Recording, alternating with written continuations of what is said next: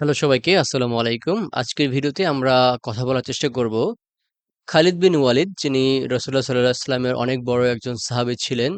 তিনি কেন ইসলাম ধর্ম গ্রহণ করলেন?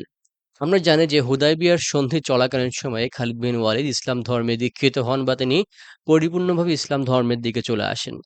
তো কোন জিনিসগুলো তাকে ইনফ্লুয়েন্স করেছিল ইসলাম ধর্মে আসার জন্য, মুসলিম হওয়ার জন্য? এগুলো নিয়ে আজকে এই ভিডিওতে কথা বলার চেষ্টা করব। এখানে আমি মেইনলি ৩ টা কারণ সম্পর্কে কথা বলব। তাহলে চলুন আর বেশি কথা না বাড়িয়ে চলে যাবো একদম মূল ভিডিওতে।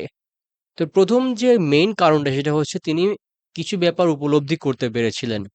তিনি ছোটবেলা থেকে বা তিনি বংশক্রমিকভাবে তাদের বংশ খুবই জ্ঞানী এবং শক্তিমান একটা বংশ ছিল। তারা সব বিষয় সম্পর্কে জ্ঞান রাখতেন এবং তারা পারিবারিকভাবে বা বংশগতভাবেই অত্যন্ত মার্জিত স্বভাবের ছিলেন।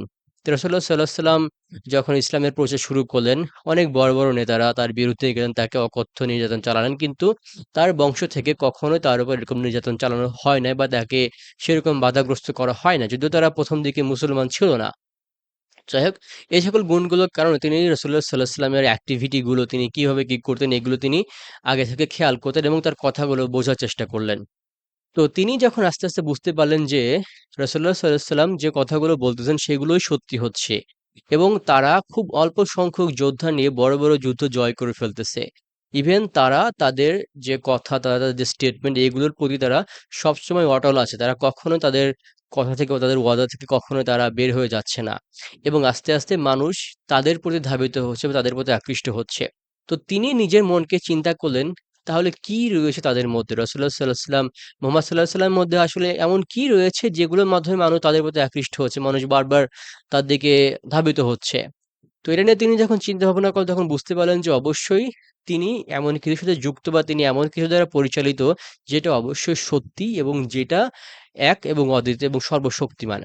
তো এই উপলব্ধি যখন তিনি বুঝতে পারলেন তখন মেইনলি তিনি রাসূলুল্লাহ সাল্লাল্লাহু আলাইহি ওয়াসাল্লাম এবং মুসলমান হওয়ার জন্য এই ব্যাপারটির দিকে ধাবিত হলেন বা তিনি মনস্থির করলেন বা তিনি সিদ্ধান্তের একটা জায়গায় পৌঁছাতে পারলেন। সেকেন্ড ব্যাপারটা হচ্ছে তার বন্ধু-বান্ধব এবং বিশেষ করে তার ভাই। তার ভাইয়ের নামও ছিল ওয়ালিদ বিন ওয়ালিদ, তার বাবার নামের মতোই নাম। তো তিনি কিন্তু তার আগে মুসলমান হয়ে গিয়েছিলেন এবং তার বাল্যবন্ধু ইকরাম, আমর বিন আস এরা আগে থেকেই মুসলিম হয়ে গিয়েছিলেন। যদিও তিনি মুসলিম হওয়ার পর তাদের থেকে যোগাযোগ রাখেন নাই, কিন্তু তার ভাই ওয়ালিদ বিন ওয়ালিদ তিনি তার সাথে যোগাযোগ রাখার অনেক চেষ্টা করেন এবং তাকে অনেক চিঠি পাঠান। তিনি চিঠিগুলো পড়তেন এবং বোঝার চেষ্টা করতেন। রাসূলুল্লাহ সাল্লাল্লাহু আলাইহি ওয়াসাল্লাম যখন হুদায়বিয়ার সন্ধি চলাকালীন সময়ে মক্কা শরীফ তাওয়াফ করেন, তখন তিনি খালিদ বিন ওয়ালিদের কথা জিজ্ঞাসা করতেছিলেন বারবার তার ভাই ওয়ালিদের কাছে। তো ওয়ালিদ বলতেছিলেন যে হয়তো তিনি আমাদের কাছে ফিরে আসবেন খুব দ্রুত এরকম কিছু একটা। তো ওই সময়ে ওয়ালিদ খালিদকে একটা চিঠি লেখেন যে চিঠিতে খুব ভালোভাবে তিনি বলেছিলেন যে, "খালিদ আমি জানি তুমি খুব ভালো জ্ঞানী একজন মানুষ এবং তুমি তুমি সবকিছু বুঝতে পারো। তুমি এত কিছু বোঝা সত্ত্বেও কেন তুমি এখনো মুসলিম হও না এটা আমার জন্য একটা আশ্চর্যজনক একটা ব্যাপার।" তো এই চিঠিটা পড়ার পর খালিদ বিন ওয়ালিদ আরো অনুপ্রাণিত হন এবং পরবর্তীতে তিনি আসলে সিদ্ধান্তে প্রণীত হন যে তার অবশ্যই এখন মুসলিম হওয়ার সময় চলে এসেছে। থার্ড ব্যাপারটা হচ্ছে রাসূলুল্লাহ সাল্লামের দোয়া। রাসূলুল্লাহ সাল্লাল্লাহু আলাইহি ওয়াসাল্লাম তিনি আগে থেকে চাইতেন যে খালিদ বিন ওয়ালিদের মতো এমন কোনো একজন শক্তিশালী মানুষ যদি তিনি ইসলাম ধর্মে দীক্ষিত হন তাহলে ইসলামের জন্য অনেক বড় উপকার হবে। তিনি ইসলামে অনেক ভালো কিছু দিতে পারবে অন্যান্যদের তুলনায়।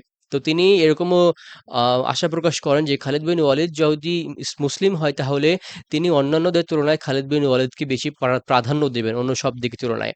আমরা জানি খালিদ বিন ওয়ালিদ তিনি যুদ্ধক্ষেত্রে বা জ্ঞান বা সব দিক তুলনায় অন্যান্যদের তুলনায় অনেক এগিয়ে ছিলেন। অনেক ভালো অবস্থানে ছিলেন এবং তিনি তার সময়ে অন্যতম সেরা একজন যুদ্ধর কমান্ডার ছিলেন। তো রাসূলুল্লাহ সাল্লাল্লাহু আলাইহি ওয়াসাল্লাম তার প্রয়োজনীয়তা বুঝতে পেরেছিলেন এবং তার জন্য আল্লাহ তাআলার কাছে দোয়া করেছিলেন যে তিনি যেন মুসলিম হন। তো এই সমস্ত ব্যাপার কারণে খালিদ বিন ওয়ালিদ তিনি ইসলাম ধর্মে দীক্ষিত হন এবং আমরা হুদায়বিয়ার সন্ধি নামে যেটাকে জানি এবং এই হুদায়বিয়ার সন্ধির একটা বড় বেনিফিট হচ্ছে খালিদ বিন ওয়ালিদকে পাওয়া, তিনি মুসলিম হওয়া এবং ইসলামের যে মুগ্ধতা, ইসলামের যে প্রচার এবং প্রসার এইটা কাফেররা অত্যন্ত ভালোভাবে জানতে পেরেছে এবং কাছ থেকে জানতে পেরেছে হুদায়বিয়ার সন্ধি চলাকালীন এই সময়টাতে। তো ভিউয়ার্স এই ছিল আজকের ভিডিও। সম্পূর্ণ ভিডিও শেষ পর্যন্ত দেখার জন্য অসংখ্য ধন্যবাদ। সবাই ভালো সুস্থ থাকবেন। সবার জন্য অনেক, অনেক শুভকামনা। আসসালামু আলাইকুম।